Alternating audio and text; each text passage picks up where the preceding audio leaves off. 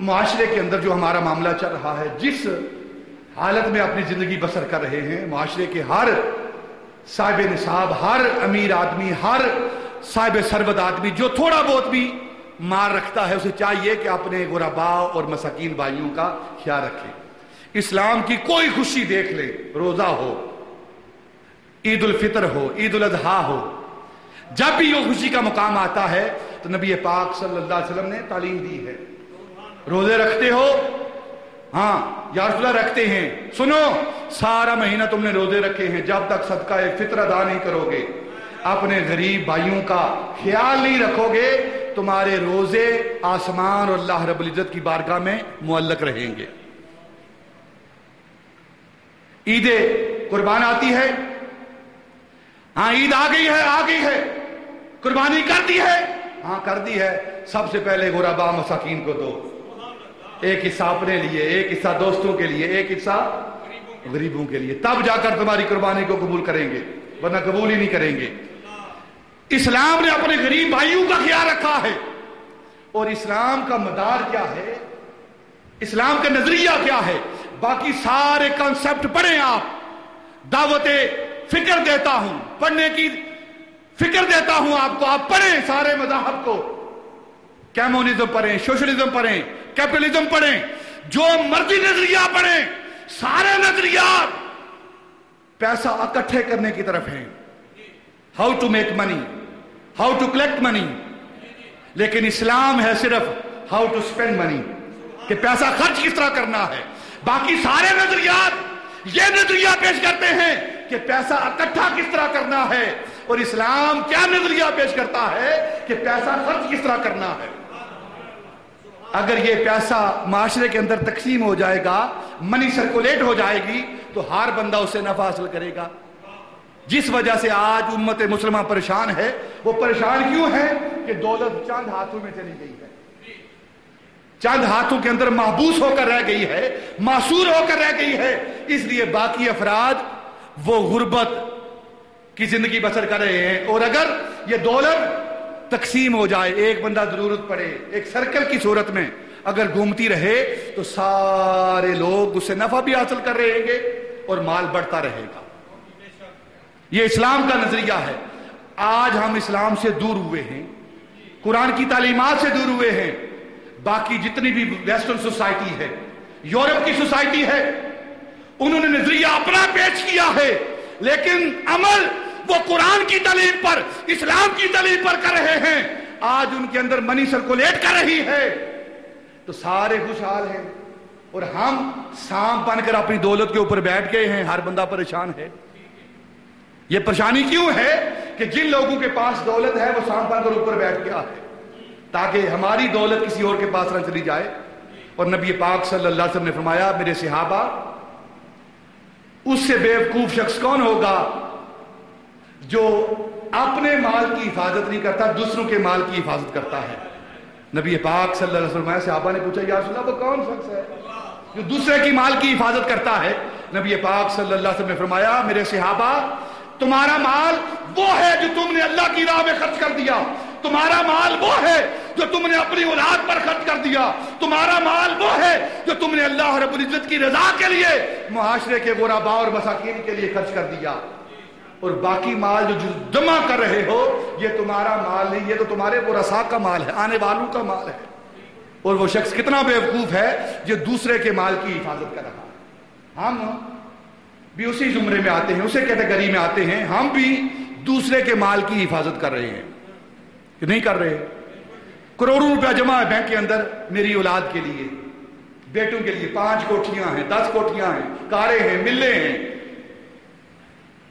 ہیں، کس لیے؟ ایک بیٹے کے لیے، دوسرے بیٹے کے لیے، ایک بیٹی کے لیے، تیسری بیٹی کے لیے، اپنے لیے۔ اور جب جاتا ہے تو وہی اولاد کبھی قبر پر فاتحہ پڑھنے بھی نہیں آئی۔ حضرت عمر بن عبد العزیز امیر زادے ہیں، امیر باپ کے بیٹے ہیں، جب تخت خلافت پر بیٹھتے ہیں، حضرت عمر بن عبد العزیز کی آپ ہسٹری پڑھیں کہ آپ نے سارا مال تقسیم کر دیا غرباء مساکین میں۔ 2.25 سال آپ کا دور خلافت ہے۔ حضرت عمر فاروق، حضرت عمر بن عبد العزیز کا 2.25 سال یہ آپ کا دور ہے جب تخت خلافت پر بیٹھتے ہیں تو ساری دولت تقسیم کرتے ہیں، غربا مساکین میں تقسیم کرتے ہیں، اور لوگ اپنے دوست قریبی ساتھی کہتے ہیں حضور کچھ رقم بچا لیجئے اولاد کے لیے، اپنے بیٹوں کے لیے کچھ رقم رکھ لیجئے۔ آپ فرمانے لگے اگر میرے اولاد نیک ہے، دیکھیں کیا جملہ انہوں نے بولا ہے ہمارے لیے، یہ تعلیم ہے ہمارے لیے۔ آپ فرماتے ہیں اگر میری اولاد نیک ہے، نیک ہوگی تو ان کی نیکی کے لیے دولت کی ضرورت نہیں، دولت کی ضرورت نہیں، ان کی نیکی ان کے کام آئے گی اور ساری کائنات ان کی عزت و تقریب کرے گی ان کی نیکی کی وجہ سے۔ اور اگر وہ گنہگار ہیں، گناہ کرنے والے ہیں، دولت سے وہ گناہ خریدتے ہیں، تو عمر بن عبد العزیز اپنی دولت ان کے لیے، ان کے گناہوں کے لیے نہیں چھوڑنا چاہتا، ان کے گناہوں کے لیے نہیں چھوڑنا چاہتا۔ آج ہم اپنی دولت گناہوں کے لیے چھوڑ رہے ہیں، الا ماشاءاللہ بہت کم لوگ ہیں جو اپنی دولت نیکی کے لیے چھوڑ رہے ہیں، رفائی کام کرتے ہیں، دینی مدارس بناتے ہیں، مسجدیں بناتے ہیں،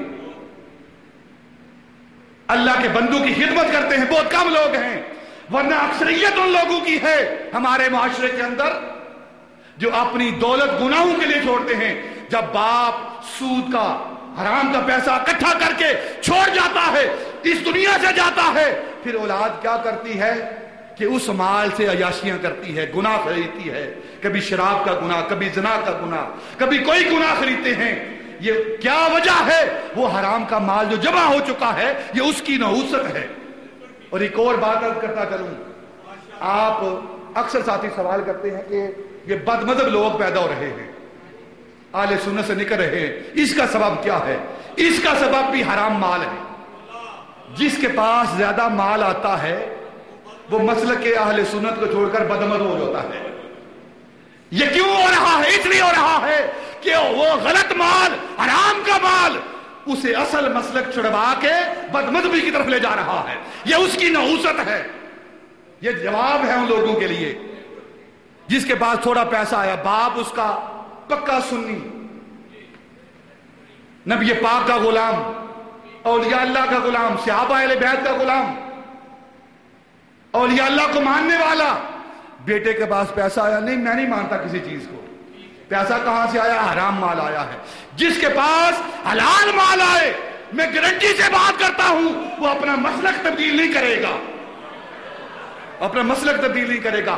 مسلک تب تبدیل ہوگا جب اس کے مال کے اندر حرام کی آمیزش ہو جائے گی، حرام مکس ہو جائے گا، ادھر مسلک بھی گیا، کیونکہ اللہ رب العزت نے ارادہ کر لیا ہے اس کو جہنم میں بھیجنے کے لیے۔ تو جب جہنم میں بھیجنے کے لیے ارادہ کیا ہے تو سب سے پہلا کام کیا کیا ہے؟ اسے مسلک کے حق کو چھڑوایا ہے، کیونکہ نجات اسی مسلک پر ہے، مسلک کے حق پر ہے۔ اور جب حرام مال کماتا ہے، سود لیتا ہے، اس نے ارادہ کیا ہے اس کو جہنم میں بھیجنا ہے، اور سب سے پہلی بنیاد کو چھڑوا دیا ہے۔ اس لیے یہ لوگ بد مذہب ہو جاتے ہیں، دوسرے فرقوں میں چلے جاتے ہیں، بد مذہب ہو جاتے ہیں۔ اس کا سبب کیا ہے؟ اس کا سبب ان کا حرام مال ہے۔ اگر میری بات پر یقین نہ آئے تو تحقیق کریں، تحقیق کریں، آپ کھلی دعوت ہے آپ کو، برسر عام کہتا ہوں، ڈنکے کی چوٹ کہتا ہوں، دعوت دیتا ہوں، پوری ایمانداری سے غور کریں، ریسرچ کریں۔ اگر میری بات غلط ہو تو میں مجرم ہوں۔ اس کا سبب میں نے بیان کر دیا ہے، وہ سبب حرام مال کی نحوست ہے۔ اللہ رب العزت ہمیں حرام مال سے بچائے۔